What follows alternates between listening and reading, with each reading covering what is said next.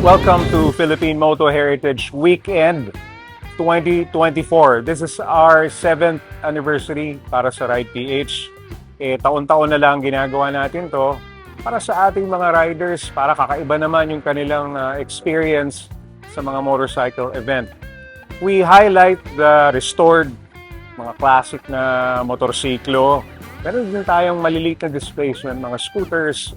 Merong mga Japanese na sport bikes, andyan yung mga cruiser, and of course, may mga modern Vespas din tayo na kasali this year.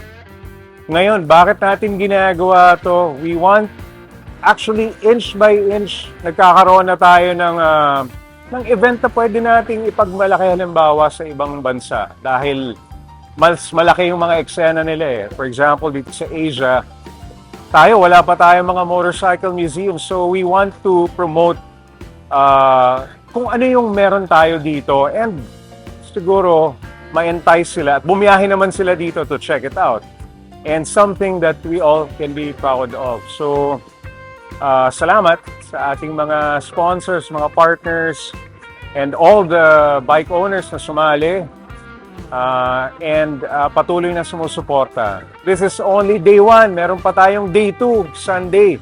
So, gaya ngayon, may band din tayo, mga DJ. At bukas ganun din, may banda rin. And yung awarding, ng mga nanalo sa ating maliit na bike show. So, I invite everyone na check us out. No, hopefully, maganda rin ang panahon, gaya ngayon. Pero, pag-pray natin na hindi tayo bagyuhin, but let's all enjoy the weekend.